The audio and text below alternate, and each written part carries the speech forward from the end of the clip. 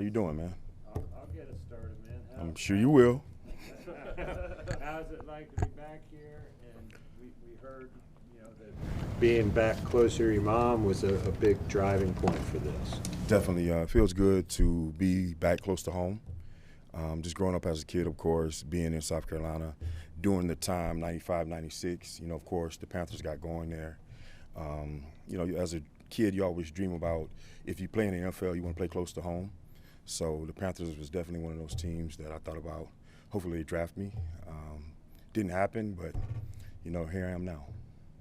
Duce, Mike K from the Charlotte Observer. Good to see you again. Good to see you. Back in Philly, you got the assistant head coach title. You've had it for 5 years now. What does that title actually mean to you? Yeah, it's different everywhere you go. But being with Frank, of course, and being in Detroit with Dan, being with Doug also, you're able to kind of live the life of a head coach and through their shoes. And what I mean by that, you're able to go in there and you talk to them, and they take you through certain situations, and they quiz you, they test you, they tell you everything they know or what they've been through. So they share experiences with you, which has been awesome. Shire with Carolina Blitz. Outside of being closer to home, why come here to Carolina? What appealed you? First and foremost, Frank Wright, awesome human being. Was able to win a Super Bowl with him. We talked about my mom, of course. She's my heart. She's my rock. So if I had the opportunity to come home, I said to myself a long time ago I would. But getting back to Frank, just being able to spend those years in Philadelphia with Frank Wright and win a Super Bowl, just to see him, go out there and affect young men the way he did was awesome. And I said to myself, I would love to have opportunity to coach with him again. We kept hearing about the energy. I thought you were going to come out here, get us all riled up and stuff. Well, we're not between the lines, are we? Yeah, I can't give it to you all day long, but I can give it to you between the lines. In Philly and in Detroit, you used pretty heavy rotations. I'm just curious, how has your outlook on running back rotations maybe changed or morphed maybe since you got into the league? Yeah, haven't changed. I was a part of that also. So Carell Buckholter, Westbrook, and myself. And later on in my career, it helped me. It helped me. Early in my career, having 325 carries, and I say that now to these kids, they look at me like I'm crazy. So it was a lot of carries. You look at some of the backs now, even the ones that are featured, they're getting maybe high 160s, maybe 175, some of them 220 at the most. But being able to have three good backs, man, I believe in that. Being able to put those guys in situations to make plays, of course. And we all know, man, this is playing running back in the NFL is still as violent as a car wreck. You got these guys out there running 18 and 19 miles per hour and running into each other. So that's a car wreck. So looking back when I played, and of course now the bigger, faster, stronger, whatever, I took my hat off to him.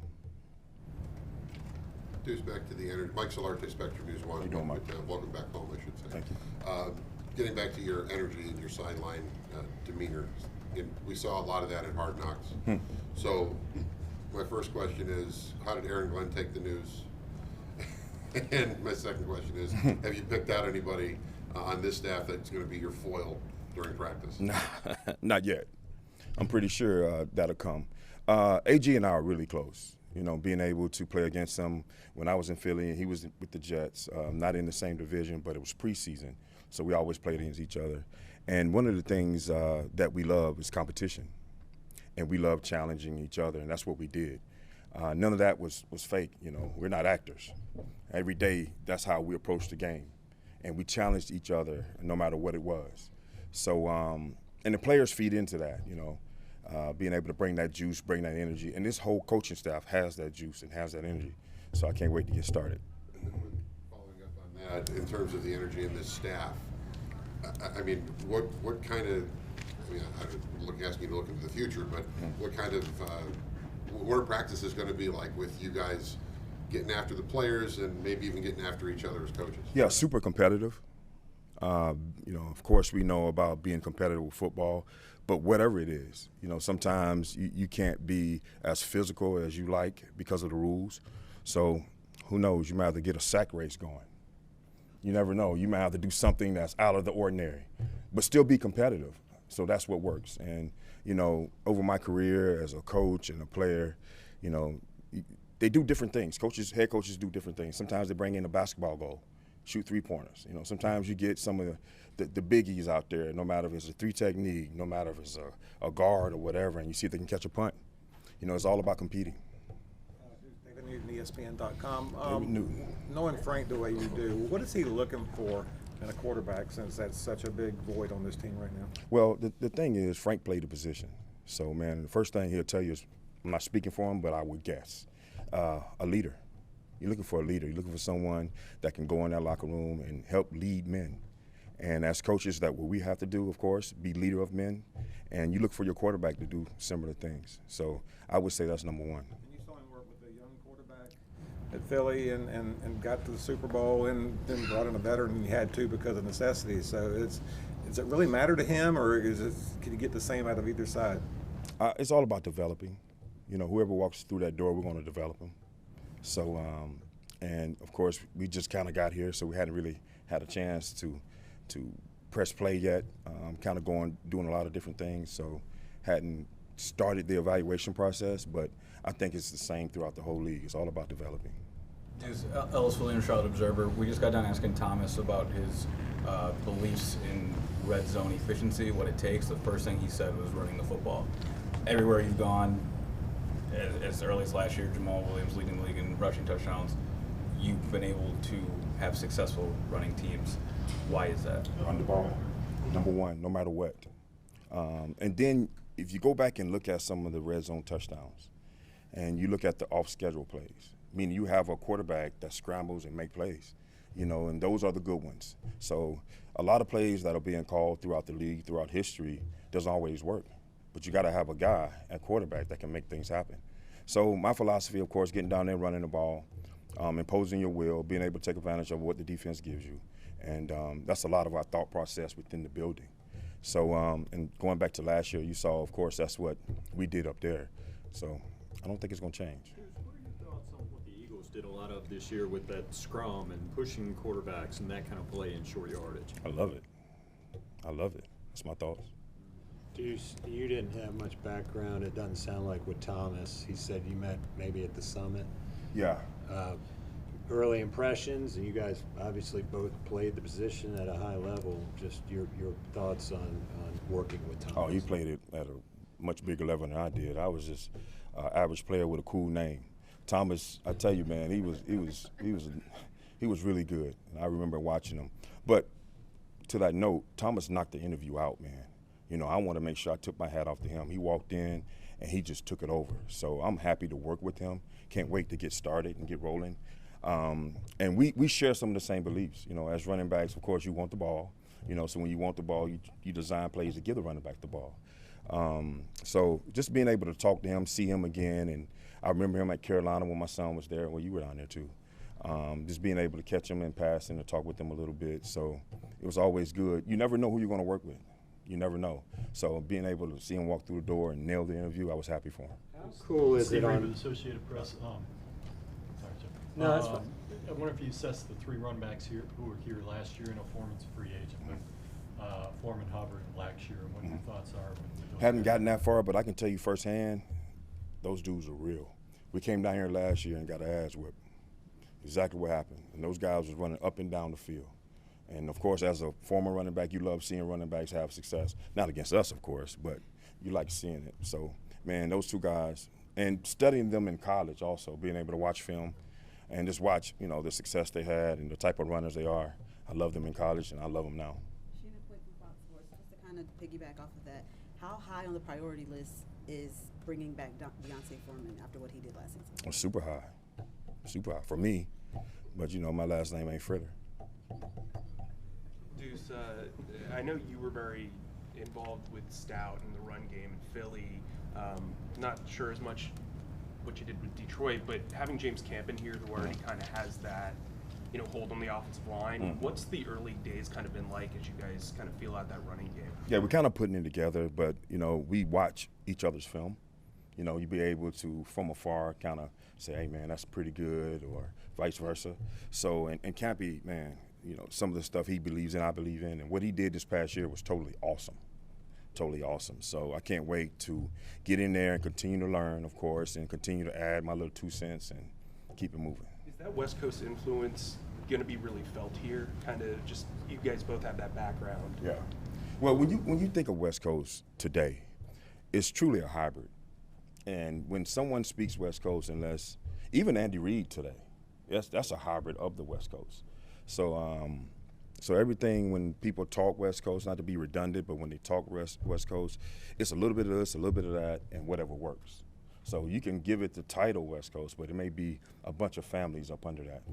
Understanding that you're just getting here, you're still evaluating the roster. What has excited you about this Carolina Panthers offense so far from what you've seen? I can tell you what excited me about the team. It's all about grit. And I just left a team, Detroit, where it was about grit. I see a bunch of hungry men, and I can't wait to get out there with them and go to war with them. You know, one of the things for me is when it comes to coaching is a couple things. Number one, putting them in position to make plays. That's number one. Number two is getting them to run through a brick wall with me and not for me. Because I'm going to be the first one to run through the brick wall. I'm going to lead the charge. And then after that, show them that I love them. You can't go to war with these men unless you show them that you love them. Other than that, it won't work. Duce, it sounds like you were in on the interviews after you had arrived. How satisfying was it for you to see the diversity of staff, especially in positions like yours in the coordinator positions? Yeah, it's always good. It's about the man, you know, and that's how when he walks through the door, you see him as a man, and that's how it should be. So just to see Thomas walk through that door and nail the interview, like I said before, was totally awesome. And hey, man, I mean, you look around, you look at, you know, different guys in different positions, man. We're all trying to advance and trying to move on. And I told a story a couple days ago, and one of my reasons for coaching, I remember coming into the league saying to myself, I want to be able to affect young men. I want to be able to help these men. When they get out of college, I want to be able to help them navigate through life and football. So that was my purpose for coaching. Anything else that came along with it, if it came along, head coaching, coordinator, whatever, was cool. But if it didn't, that wasn't my purpose in the beginning. You played for Les Evans? I did. How did he influence you? Oh, Les, man. God, love Les. He used to always tell me to work hard no matter what. Just no matter what the score is, finish. And those are some of the things that continue to stay with me and live with me throughout my career, throughout life. So I just remember my junior year being down there and getting out there, running around, catching the ball, because I played receiver. No, you can't tell it now. Don't laugh. But, and I just remember him telling me, hey, man, kid, you keep working, some of your dreams will come true. And, you know, it's always something that someone tells you, young or old, that sticks. And those are one of the things that kind of stuck with me. You plan to from Channel 9 here in Charlotte. Frank's made it clear that everybody's going to have a voice despite all the experience in that coaching staff. One, I know it was in a different role, but in Philadelphia, what kind of collaborator, what kind of listener is Frank, and how empowering is it to have that voice? Oh, man, words can't describe it.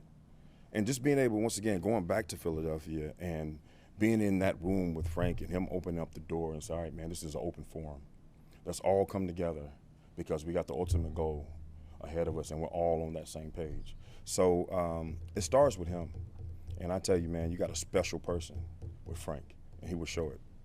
Carly Gephardt of Fox Charlotte. We've seen a lot of teams have quick turnarounds in just one off season. What needs to happen here to see that quick turnaround, much like we did see with Detroit last season? Yeah, it's all about hard work. Nothing replaces that. And that turnaround came from hard work. And if you go back and look at Detroit on how we started, it wasn't that good. So being able to continue to believe, continue to have grit, continue to set the tone each and every day, no matter what, means a lot. And that's what we would do. You know, Mr. Tepper, man, just being able to get some of these coaches in the building has sent a message to this team. He said, basically, listen, I'm going to get some of the best coaches to bring the best out of you, and you can't beat that. Speaking of that, I mean, there's a good mix of experience with, you know, Jim Caldwell and Don Capers, and then former players who did well, you and Jefferson, and then younger guys. And Brown and Gyro. Can you just talk about that mix on that coaching staff and how you think it'll translate to the players? Yeah, well, I can kind of break it down in two different ways. I'll start with the players that were former players that are coaches now, and I can tell you our jobs. When we walk through the doors, as soon as we hit our key card and grab the door and walk through, you will know us as former players. It's our job once we leave for you to know us as coaches. So that means we got to do our job, and we got to do it in a good fashion, and that's win games. It all boils down to that. And everybody else, man, we all, during the interview process, and Frank will tell you this, we all had something in common, and that's grit, and to get these young men better, and to love them. Because today you got to have all three in order to go out there and go to war and ask them to do something each and every day that they believe in, that we believe in. You got to have love. Part of the, oh, sorry. Okay. Hi, I'm Deshaun Brown with WSOC. You alluded to this a couple of times, how Thomas Brown nailed his interview. What impressed you with what you've seen from him? Well, just his conviction, walking in, and, you know, a lot of times when you look in the room and you have certain people in the room, you're intimidated. Certain people are. Well, he walked in, man, he set up, he nailed the PowerPoint, he made us feel his energy, because that's very important. Because once you do that interview, you're talking to us, and we're, in our mind, visualizing you speaking to the team or you talking to the offense. So as we sit back, as we are the players, we're asking questions. You know, we may challenge him, things of the sort like that. So, I mean, just being able to the energy alone, the delivery, and have the conviction was second to none. Duce, you were part of that Eagles staff in 2019 when Josh McCown was there, and the Seattle playoff game, and you remember the injury he went through. Yeah. I'm just curious, as a guy who is known as a leader of men, what did that performance, do you think, meant to the locker room and to your staff? And then was there anything that you saw during that year that let you know, hey, this guy could be a really good coach? Yeah, just go back to the year. Just seeing Josh being able to talk to players, help them learn, no matter if it was the quarterbacks, a DB, a running back, he was just talking to everybody, and that's when I knew he was going to be a coach. And, you know, it's funny because I was in that position. I remember talking to certain players, trying to help them, and as soon as someone walks up to you and says, you're going to be the coach, first thing you say is, hell no.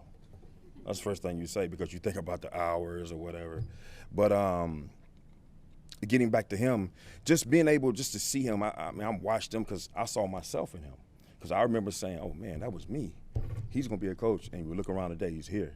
But just to show, I mean, once again, I keep saying it, don't want to be redundant, but I see it all over and over again, and that's grit, you know, and he has it. Leadership.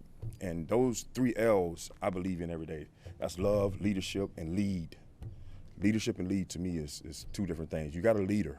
He has the lead. When you talk about leadership, we need everybody to be a part of that, not just one person. You plan to move to Charlotte, or are you going to keep driving back and forth for a while? I don't know. You got a truck I can borrow? You want to pay for some gas? You asked for a reason. I'm trying to ask you. What you got for me? You don't want him helping you. Nah, he sounds like he want to. Huh? Whatever you need, I'll do. Let me get that card. You got that old money. I know you. I know you. Who's the bigger Staley and Columbia? Darn. You were Don? Yeah. We got time for Do we? One more. If you're the hammer, what is Thomas? Because Thomas seemed to have a lot more energy than you did. Oh, did he? Oh. That's good. That means there'll be 2 of us out there having a lot of energy. Good try. It doesn't matter, man. We all got it. We all got it. I'm going to ask you, do you have energy when you come out there on the field? I haven't got a nickname for him yet, but I'll get a nickname for you. I promise. What did Jamal Williams' season last year mean to you as a coach? It was awesome, man, just to be able to see him just fight through injuries, of course. Of course, we talked about playing the position. And just being able to go out there each and every week and go to work. And that's what he did.